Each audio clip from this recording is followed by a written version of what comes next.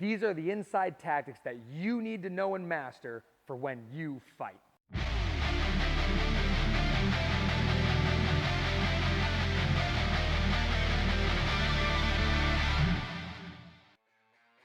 The three different stances we teach for boxing are the outside stance, the middle distance stance, and the inside stance.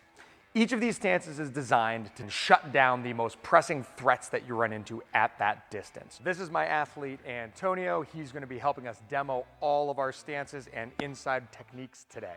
Our first stance we're going to talk about, which we talked about in our first video about stance and ring movement, is our outside stance.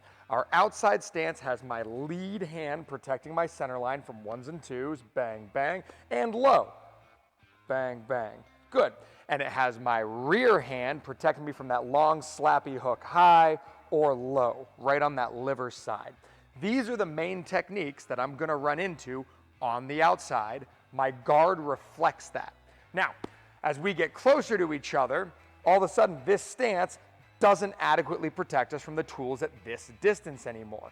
Now I can get hit with a big right hand, I can get hit with a 5, I can get hit with a 3 right behind my guard, and I need to adjust my stance to reflect that. So we switch to our middle distance stance, where my feet are squarer, my hands are up on my head, and I'm pulling my elbows and my hips together to make my targets small. From this distance, if he throws hooks high and low, I can catch these shots. And these are the most frequent things that I'm going to run into at this distance. That's why I have this guard. My feet are square so that I can move laterally, because that's what's going to allow me to outmaneuver my opponent and gain advantage here. Famous fighters that use this guard would be like a Mike Tyson or a Gennady Golovkin character. Okay?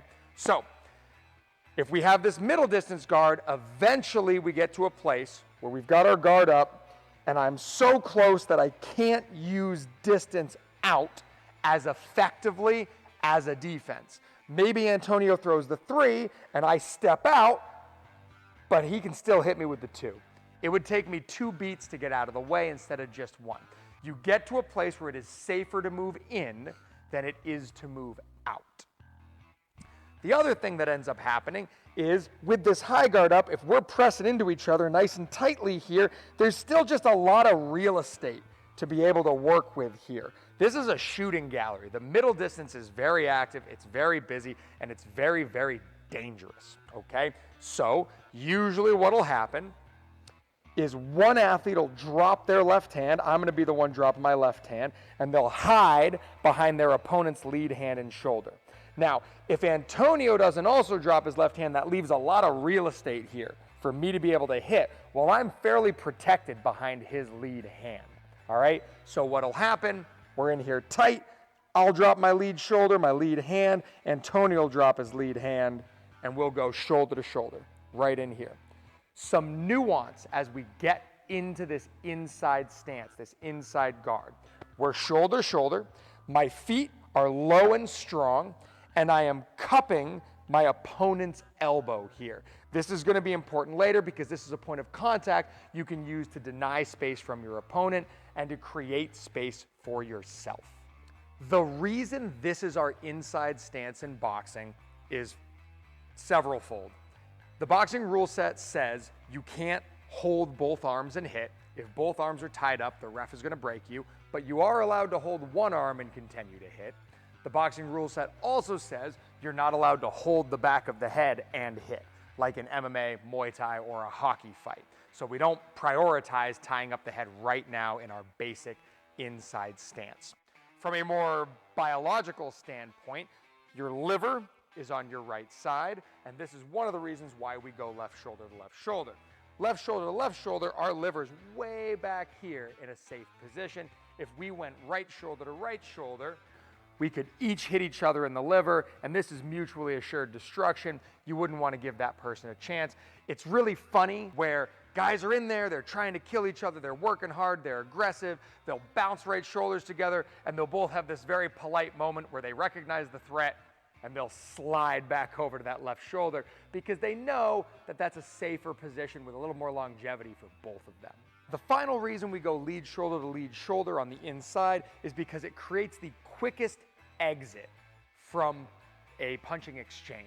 This closed side is an easier side to get off to and leave a bad exchange than it is for me to try to travel through the power side hand all the way around the rear foot. So I know one of the first mistakes I made years and years ago when I first learned about inside fighting and started practicing it with my coach and started practicing it on the bag was I didn't understand that to fight on the inside, you either need to corner your opponent so they don't have an option, or it must be mutually agreed upon where both people are pressing forward and they meet somewhere in the ring. I spent rounds that first week after learning how to fight on the inside chasing guys around like this, trying to get in there and eating jabs as they were playing the matador and moving. That is absolutely not an option if this is where you want to fight. You need to put yourself in a position where this person either doesn't have ground at their back or is unwilling to yield ground to force an in-fight. So, how do you gain advantage in an in-fight? You're going to have advantage by either out-positioning, as in pushing your opponent off balance, or creating space and using it on your terms. When I'm in here, there's no room for us to work. We can whack each other on that left side of the body, but I don't have a lot of space to accelerate. It's hard to put hip in it from here, and there's nothing really on the left side of my opponent's body to hit. If I want to be able to harm my opponent, I need to be able to create a little breakaway. I need to fill that space with offense. And then if I want to avoid fighting in the middle distance and I want to stay on the inside, I need to quickly close that gap. It's very important to remember that when space is created on the inside, just because I created that space doesn't mean I own that space. It belongs to both of us. Even if I create a little bit of space with Antonio, if I'm not the one who throws and he throws first, that's his space to use. The first way that you create this space are with what I call playground games. These are just little push and shove tactics, okay? So I'll push hard into Antonio and he'll push back because he's resisting, and I'll let him fall through and create that space. Or I'll try to pull Antonio over his front foot and he'll pull back because he's resisting, and I'll let him pull back and create some space and fall through. When you're on the inside, you don't want to be pushing through like a football player, but you also don't want to be a wimp and let somebody walk you around to bad macro positions in the ring. I always tell people to think about horse stancing this, all right? So when we're on the inside, we're both nice and strong, but we're not easily goaded and pulled or pushed into bad positions. If we start moving, it's kind of a mutual, almost like a Ouija board, where we're both steering this movement here. We both have a lot of say in how this is going, because if either of us is super relaxed or super tense, then we're at a disadvantage here. So next we're going to talk about our 5 most common points of contact from this inside stance that allow us to create space on our terms or off balance our opponent. We already talked about our push and shove, and our next point of contact that most people stumble upon pretty naturally and organically is that lead shoulder. So we're here, we're shoulder to shoulder. This lead shoulder has a lot of structure and strength, and it already has a lot of contact on my opponent. Most people will naturally learn this little bump to create space, hit their opponent, and then quickly close that space. When you're throwing it, the mechanic that throws it is very, very similar to throwing your 3, where I let my lead foot and my lead hip turn. This is a tight, compact movement that does all the work for me.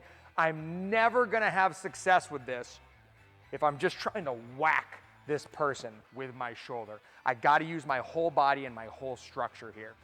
With this in mind, if you go max effort into this movement and blast your opponent 3-4 feet back, 1, you're going to get a warning by the referee, and 2, you don't get to utilize this space anymore. You've knocked this person out of the inside. So I'm going to give Antonio here permission to just blast me back right over my heels. So he's in strong, big shoulder bump.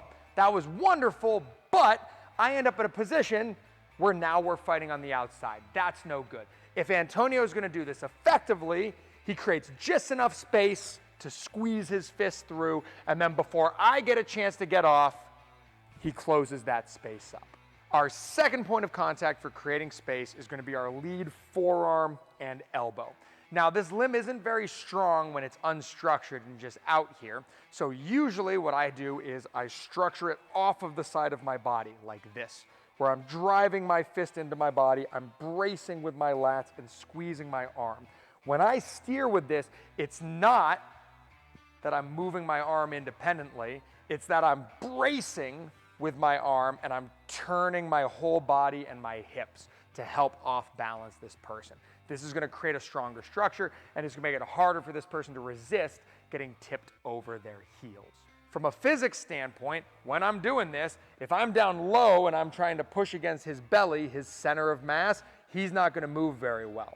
What I want to do when I do this from the inside stance is I want to get this elbow up high on his chest and his shoulders so that when I rotate, he gets steered over his heels and into my cross lane. And then I'm going to quickly close that distance and snap back onto the inside.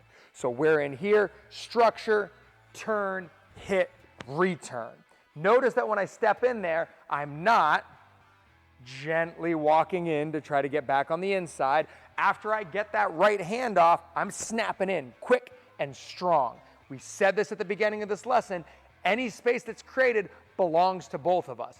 If I hang out here after I hit him with a right hand, he's just going to hit me back. I need to close that space as quickly as possible. And this has the added benefit of if Antonio's over his heels a little, when I snap in, it continues to off-balance him and gives me more opportunities to build offensive momentum from this distance. The other way that you can use this lead kind of forearm is the way that our boy Marvin Hagler uses it, where when somebody's hiding tightly behind that left shoulder, you use it to lift their head up so you can tee them up. If I'm working with Antonio and he's down really, really low and I can't reach him and he's holding on tightly to my elbow, and when I try to bump him, he doesn't go anywhere, I can use this same structure with my lead arm and my lead forearm to lift his head up, and then I can steer him into that cross lane.